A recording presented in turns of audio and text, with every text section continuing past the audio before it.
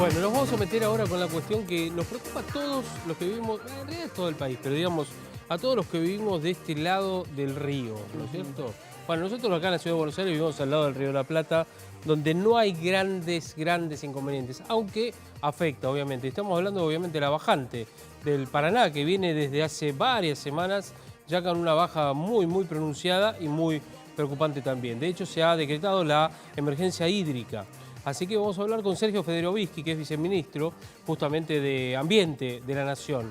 Sergio, además es colega, por supuesto, también. Sergio, ¿qué tal? Buenas tardes. Gracias por atendernos. Contrario, gracias a ustedes por llamarme. Bueno, Sergio, a ver, desde 1900, de la década del 40, ¿no? Que no se veía algo así, ¿puede ser? Sí, el cálculo que hacen los científicos del Instituto Nacional del Agua es que aproximadamente hace 77 años, para ser más preciso, que no hay una bajante de esta magnitud, a lo cual hay que agregarle que no solo de esta magnitud, sino de esta duración, porque la bajante, si bien periodísticamente tomó notoriedad en las últimas semanas, como vos bien decías, estamos hablando de casi un año y medio ya, de una tendencia de pérdida de caudal del Paraná.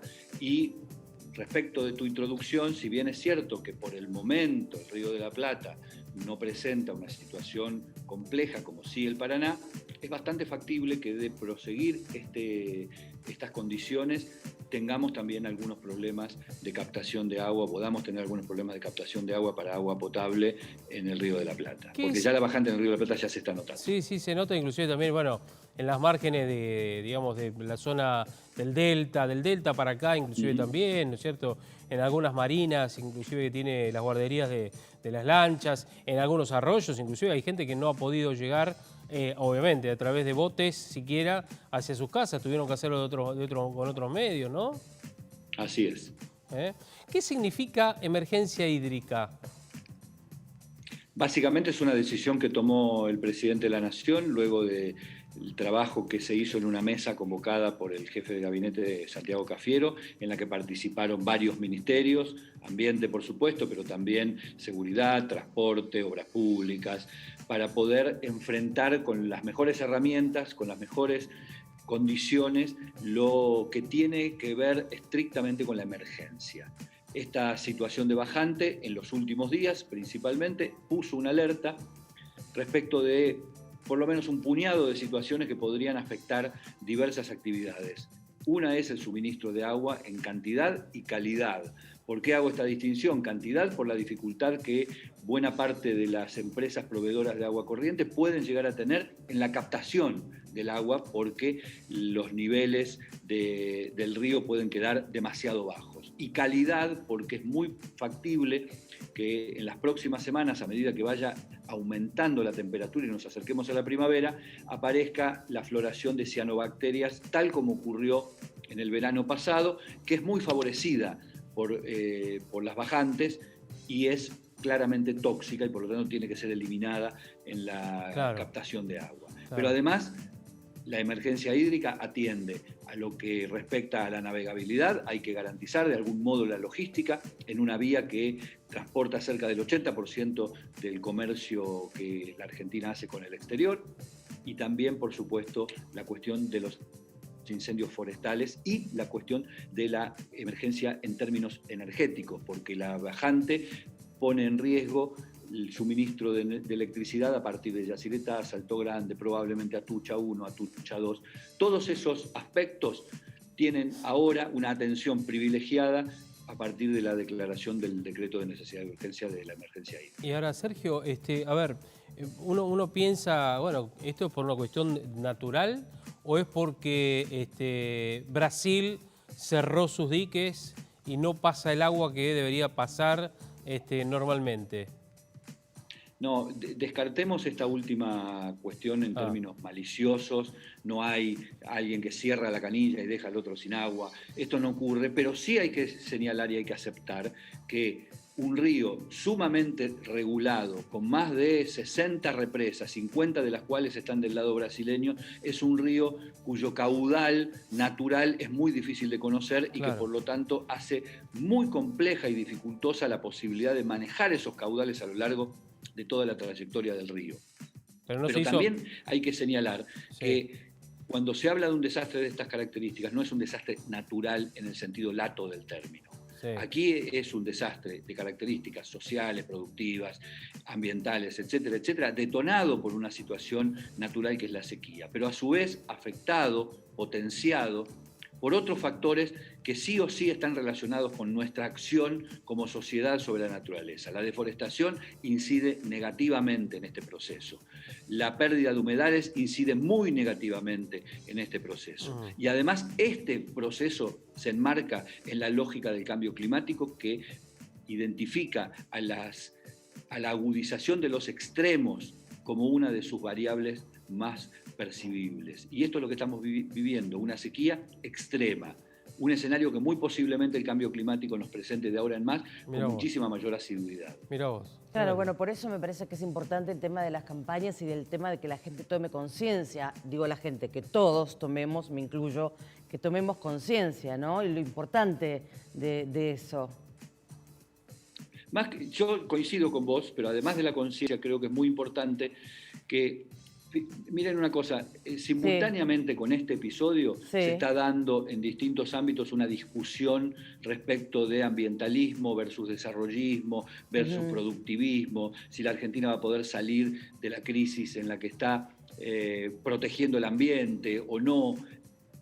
Más allá de mi opinión, que imagino que la pueden deducir, lo cierto es que en este momento es donde nosotros percibimos con crudeza las consecuencias del maltrato que le propinamos al ambiente. Exacto. Ah, sí. Cuando hablamos de humedales y de la pérdida de los humedales, estamos hablando simplemente de muchísimas, por ejemplo, actividades inmobiliarias o la quema de las islas del Delta a través del uso del fuego como un sucedáneo de la topadora o de la motosierra.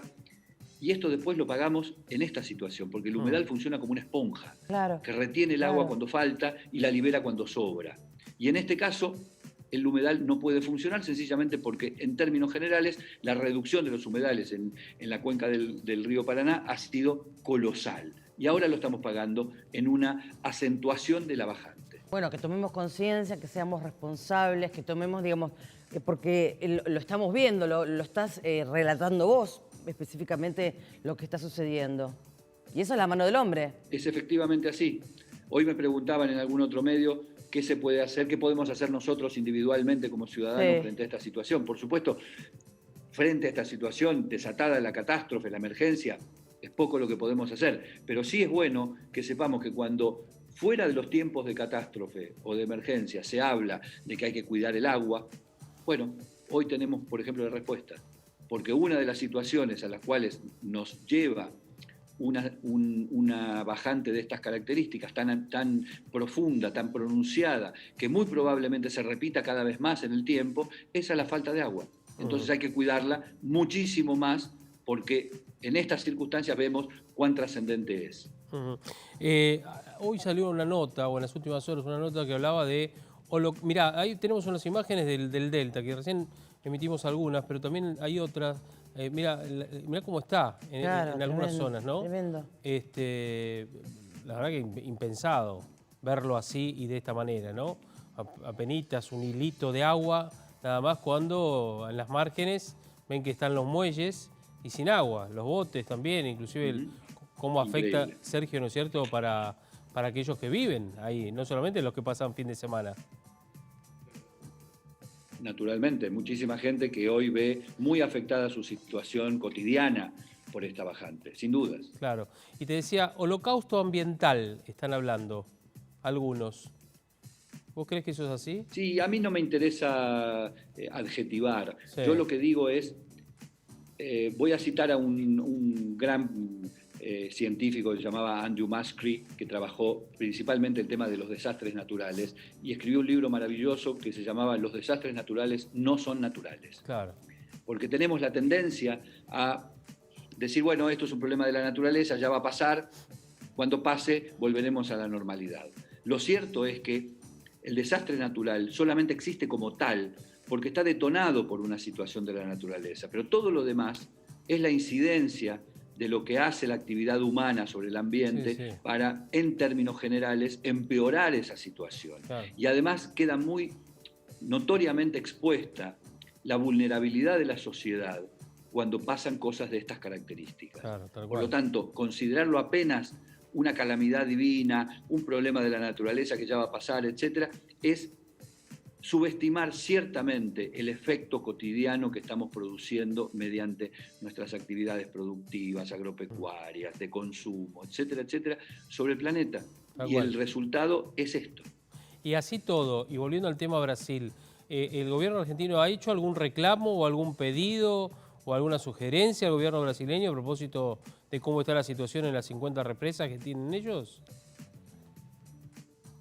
En la reunión, en una de las reuniones en las que participamos distintos ministerios convocada por el jefe de gabinete, se conversó el tema y hay una sintonía de larga data con Brasil. Es un mito esto de que Brasil cierra la canilla, etcétera. Eso no existe, porque además hay un acuerdo entre países cuando las represas inciden en la realidad de otro país. Y el acuerdo es el de manejo de los caudales, cuánto tiene que tener una represa, etcétera. Pero lo cierto es que más allá de la buena o mala voluntad que hubiera, y claramente descarto que haya mala voluntad, la sola existencia de todas esas represas genera un problema porque, por ejemplo, si se hizo una represa o un embalse al lado de una ciudad para que esta ciudad tuviese una provisión adecuada de agua corriente, ¿qué hacemos cuando hay una bajante de estas características? Dejamos a esa ciudad con el embalse seco y que la gente se muera de sed. Entonces, aparece un problema adicional en el manejo de los caudales regulados. No hay que, insisto, no hay que ir por el lado de la maledicencia ni de la conspiración, pero sí saber que es una dificultad adicional en una situación crítica como la que estamos atravesando. Bien, quedó clarísimo. Sergio, mil gracias por atendernos, muchas gracias. ¿Vos creés que, la última, vos creés que va a afectar un poco el suministro de agua en la ciudad de Buenos Aires? Por el momento no está previsto que haya problemas, pero tampoco hay que descartarlo porque no se sabe exactamente hasta qué nivel va a bajar el caudal de los ríos. Por lo tanto, hay que estar alertas y una de las decisiones que se adoptó a partir de la emergencia hídrica, de la declaración de la emergencia hídrica, es precisamente tener disponibilidad de instrumentos, tecnología, bombas extractoras e incluso suministro por otras vías para garantizar que todas las poblaciones, no solo la ciudad de Buenos Aires, todas las poblaciones que están incluidas en la cuenca del Paraná tengan acceso al agua potable. Totalmente. Sergio, abrazo grande. Ahora sí, gracias. Muchísimas gracias a ustedes. Hasta Gracias. luego. Sergio Federovisky, viceministro justamente de Ambiente. Muchas gracias. De la Nación con este problema que tenemos todos. Grave, No es solamente los que viven río arriba. Sí, sí, no, al contrario, es de todos. Y como decías vos, Andrea, exactamente, involucrarnos también todos. Bueno, vamos a cambiar de tema, vamos a hablar un poquitito de Chano. Sí, lamentablemente...